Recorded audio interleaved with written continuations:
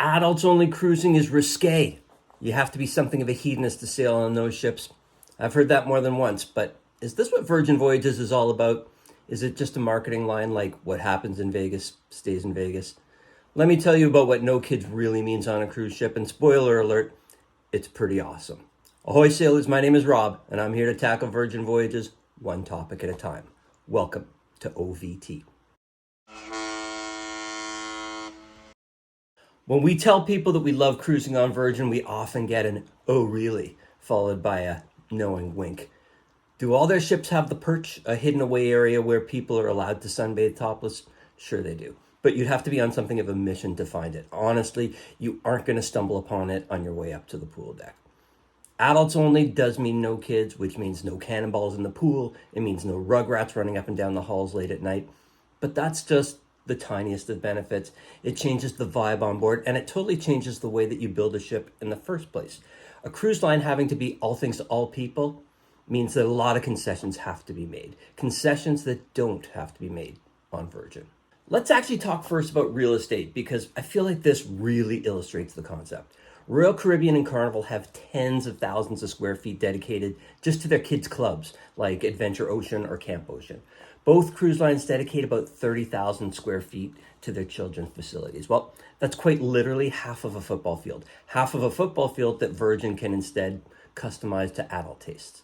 In the place of the kids' clubs, Virgin's added things like Voyage Vinyl, their onboard record store, and Squid Ink Tattoo Studio, where you can book an appointment on board for a small tattoo that will pretty much ensure that you remember your cruise forever.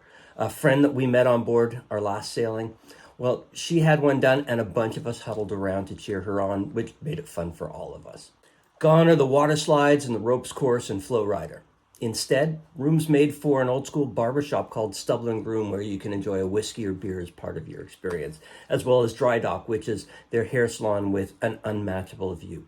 And of course, we can't forget the Groupie, Virgin's super cool Japanese style private karaoke rooms.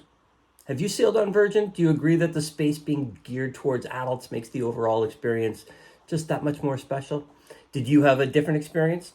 I'd love to hear what you think. Leave a comment below, and while we're paused, please hit that like button. And if you're enjoying my content, also hit the subscribe button so that you won't miss any of my new episodes. Thank you in advance. As a couple of our friends shared, Virgin ships feature food that has a sophistication that other lines can only offer to those who choose something different and choose to pay more to get that.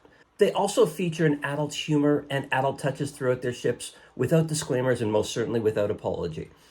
A great example of both the elevated food and the humor come together in the way of their free ice cream offering. They don't offer soft serve machines like the other cruise lines. Instead, they have an actual ice cream parlor called Lick Me Till I Scream, where a few classic favorites are offered every day and a new flavor or two is introduced for that day only. Oh, and leave the cup behind because they have sugar cones in not one, not two or three, but in 5 different flavors. Handmade right on the ship. And did I mention that it's free? Even the entertainment on Virgin's been customized for adult tastes. Gone are shows like Cats and Hairspray, and in their place are incredibly entertaining shows like Duo Reality and their ultra original Untitled Dance Party Show Thing. Yes, that's really what it's called.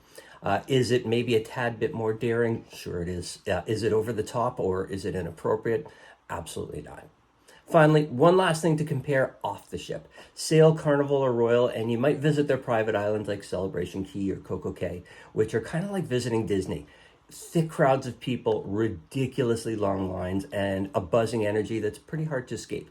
If you sail with Virgin, however, you can visit their private beach club on Bimini, where you can truly relax and unwind, enjoy some incredible food from the islands and not hot dogs and chicken tenders. Pick a lounge chair for free, or if you want a cabana to get some private time with your friends, maybe splurge just a little bit. And if you do want a bit more action, one of the 2 pools on the property will almost always be rocking, while the other has a little bit more of a chill vibe.